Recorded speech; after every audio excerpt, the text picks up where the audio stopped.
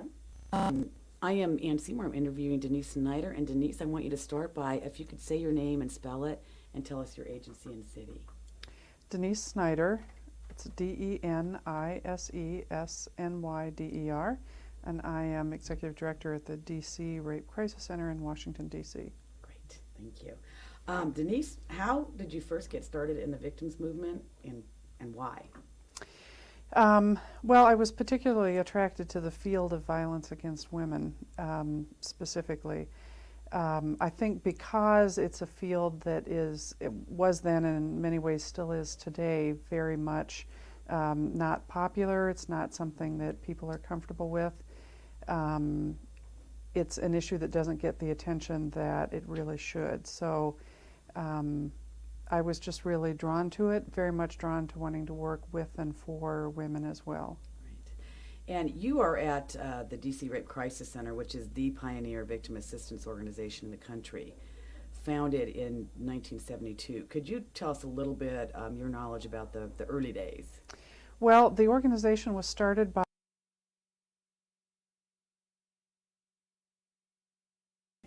In 1972, when your Rape Crisis Center started, I've heard stories from others who learned about this new program and called or actually came and visited the DC Rape Crisis Center over 30 years ago.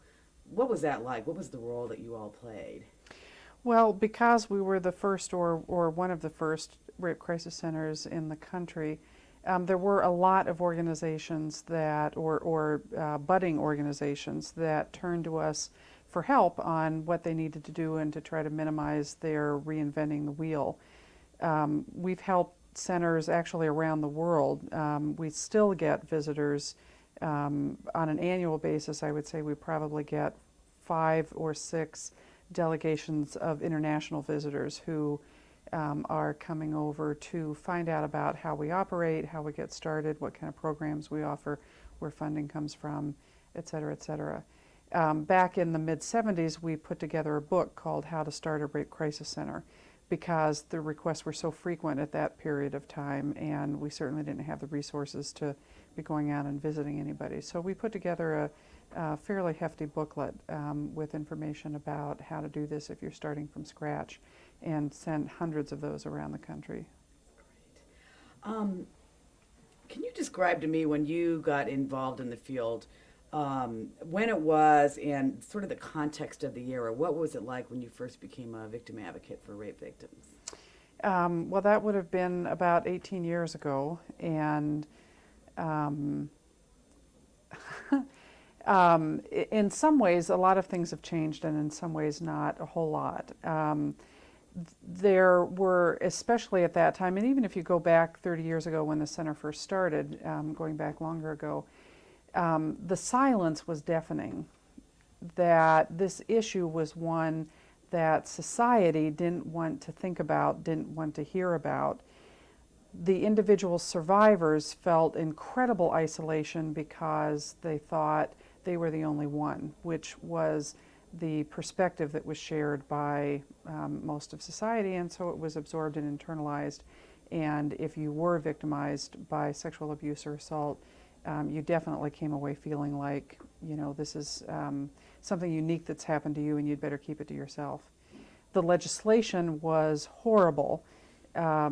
We still had on the books in most states specific statutes that said there was no such thing as rape within marriage.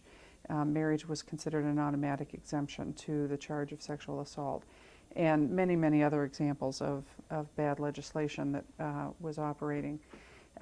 So all in all, victim blaming is another example of an area where it was absolutely the norm. The assumption was that the individual survivor was responsible for what happened to her.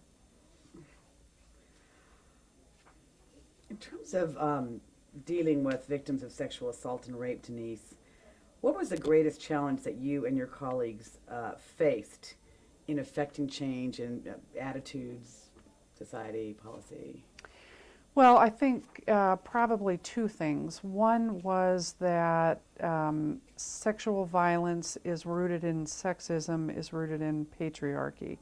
So trying to move this issue forward means dealing with, thousands and thousands of years across many cultures, the depth and breadth of sexism and patriarchy. And you can't disengage from that history and those bedrocks in our society.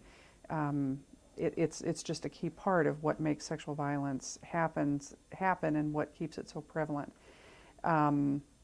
I think the other issue that was a huge obstacle and in many ways continues to be today is that this is in some ways about sex. I mean, it's certainly a part of the name, sexual violence, and sexual violence is using sexual acts as a way of expressing domination. So because of that connection and society's discomfort in general in dealing with anything that's related to sex, I think that was a huge obstacle as well.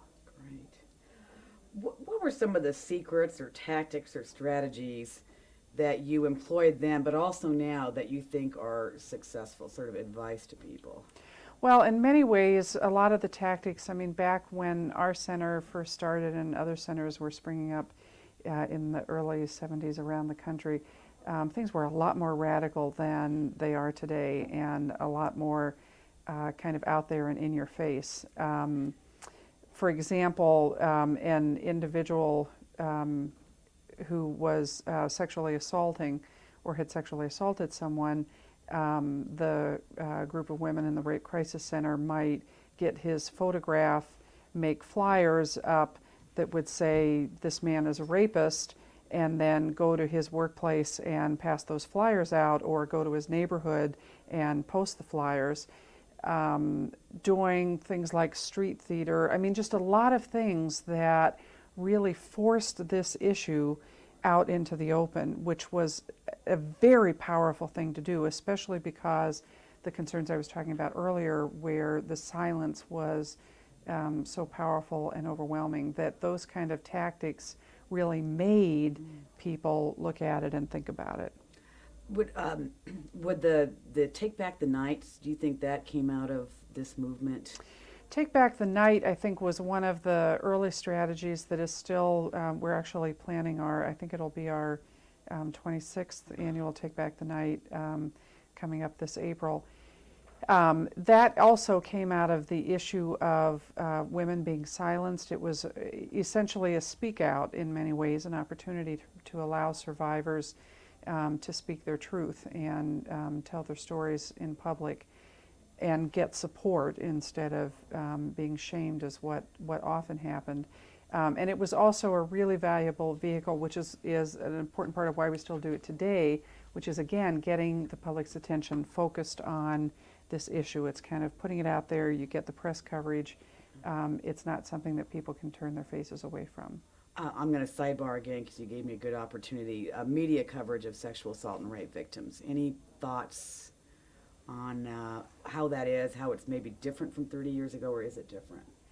Well, there are, in some ways it is better because I think the press covers more stories. I think the negative thing about the increased coverage is that what happens is, for example, I got a press call a week or two ago because there was a story on date rape drugs that was going to be reported on television, and the reporter was calling me to find out, is this sort of a resurgence in date rape drugs? Is there an increase going on? And the reality, and it's a pattern that happens all the time. For some reason, the press will get turned on to a specific case or a specific individual, specific situation, and put it on the air, and it becomes this huge thing in the public's eye, as though this is unusual, this is unique, this is new, this is different, when in reality it's just the next one in a row of what's been happening for a very long time. So that's sort of the downside of the media attention, that it creates this misunderstanding of how common and frequent sexual assaults are, because they're not all picked up. They just pick up one or two here and there. Thank you for addressing that, because that's an important issue.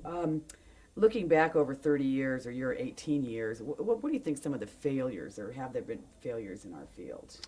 I think one of the key failures is that, especially in the beginning of the movement and very much continuing today to be a struggle, is the issue of obtaining genuine diversity from a racial, social, economic perspective, and having that diversity represented throughout the movement in leadership roles, as well as frontline direct service and advocates and policymakers and the whole way throughout the field. I think that's a very serious failure. When this movement, the anti-sexual violence movement, first started, it was a very white and in many ways very middle class movement. And I think the roots of that still cause problems today. I think it's an issue that very much continues to confront us, and we won't reach our full potential until we're able to have a diversity that actually reflects this society and the country that we're operating in. Right. This is probably a hard one. What do you think is the one greatest accomplishment that has promoted the rights and needs of victims of sexual assault and rape?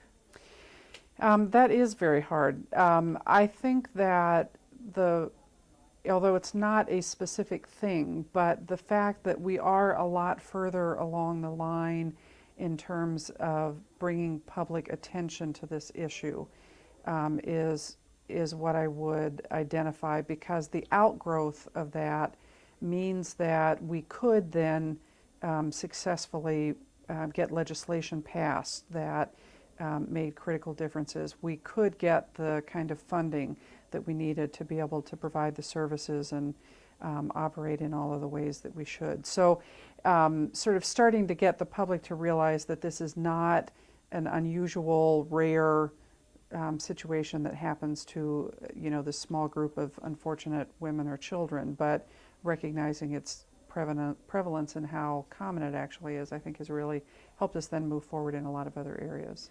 And is there any specific legislation that you think, earlier you talked about marital rape, that you think is significant in terms of accomplishments? Well, there are a lot. Certainly changes in marital rape laws and the rape shield laws, I think, are probably two that are two pieces of legislation that are pretty much across the board now and are extremely important and valuable. Excuse me, Ann, can we just stop for a second here? Yes. We are rolling. Okay. Stand by, just give me a couple of seconds here for speed. In any time, Ann. Today, 2003, Denise, what is needed to continue the growth and professionalism of our field? And also, if you can comment on what's missing. Well, when I hear the word professionalism, it makes me a little anxious and uncomfortable, because in many people's minds, professionalism equates with advanced degrees. With somebody who's got lots of plaques and diplomas hanging on their wall. This movement started as a grassroots effort and in many ways operated on a peer interaction and support basis. I think the fact that we do have professionals in the field now is a good thing. At my center we have MSWs, licensed clinical social workers, who provide counseling, but I don't think we want to put the movement in a position where the only way you can get involved is by having enough initials after your name to assure that you have some sort of validity. It's a movement that always needs to retain its grassroots orientation and always needs to make sure that the survivor's voice and her perspective is at the forefront. Advice. There are thousands now of rape crisis centers, victim advocate programs, survivors. What advice can you give to professionals and volunteers who've joined our field more recently, who weren't around when you all started your program? Well, actually, I would answer that question with advice to both parties. Advice to the folks who are newer to the field and advice to those of us who've been around for a long time. The first piece of advice to the folks who are new is to learn what has happened in the past, find out about it, and retain that knowledge. It's very important that we build on our history, that we not repeat our mistakes.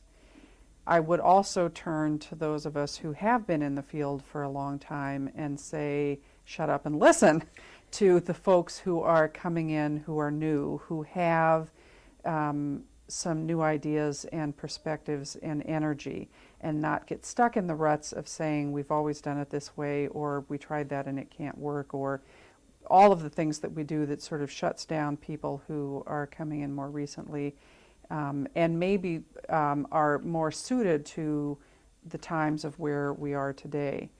The other things that I would say to folks who are relatively newer, just sort of from my years of experience, would be one, self-care.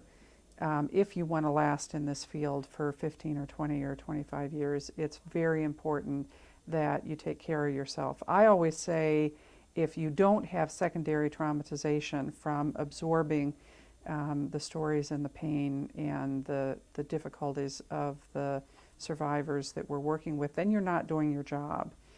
If you're able to insulate yourself so you never feel that, you're failing.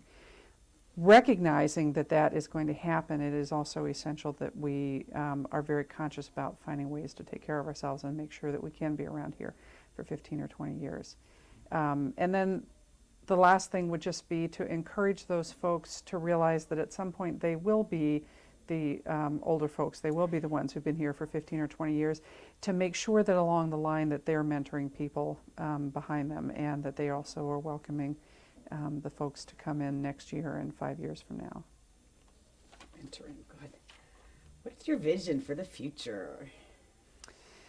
I would like to see us moving much closer to a world that's free from sexual violence. And my vision of how that needs to happen is that parents need to raise their children in a different kind of way, that parents need to send consistent messages to kids about respect. And actually, this doesn't only affect the field of sexual violence, it really affects many other things as well.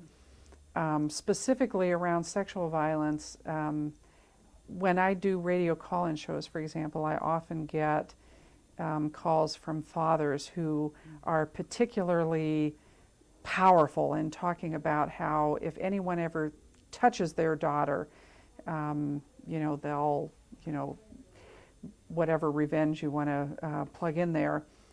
And what I always say is, if as parents we could bring that passion and that energy to raising our sons and conveying to them, if you ever think about disrespecting a girl or a woman, you wish you'd never been born.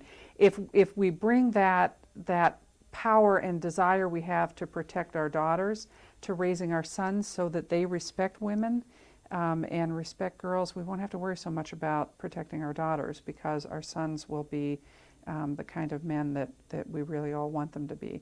So I really think that in many ways what we need to do is to start to work more with parents and to try to get them to help change the culture, because that's what it really will take, is a change in culture.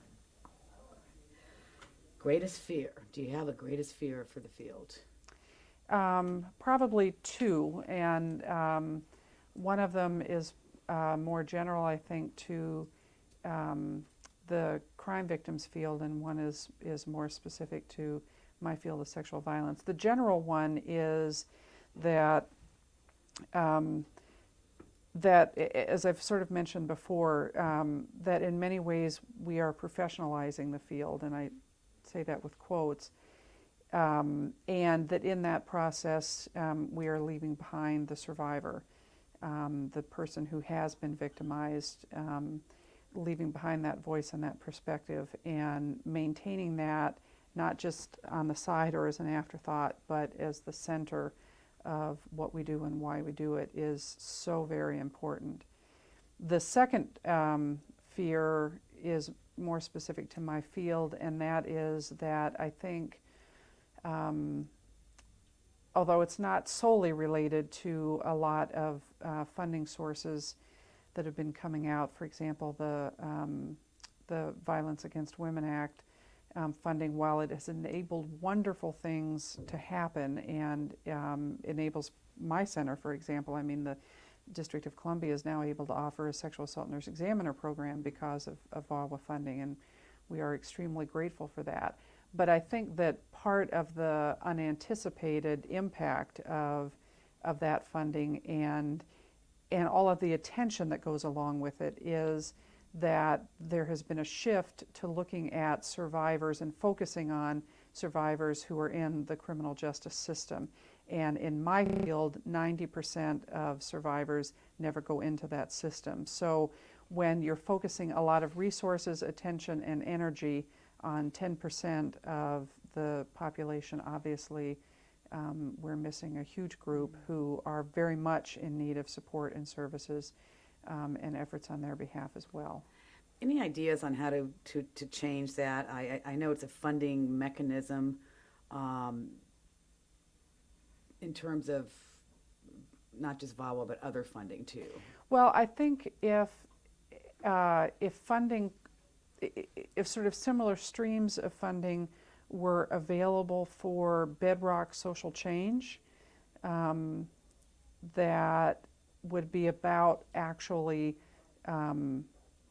addressing, stopping sexual violence or doing the kind of culture change I was talking about earlier, that if there were more funding streams for that, as well as just more opportunities for straight services that are not at all connected to the criminal justice system.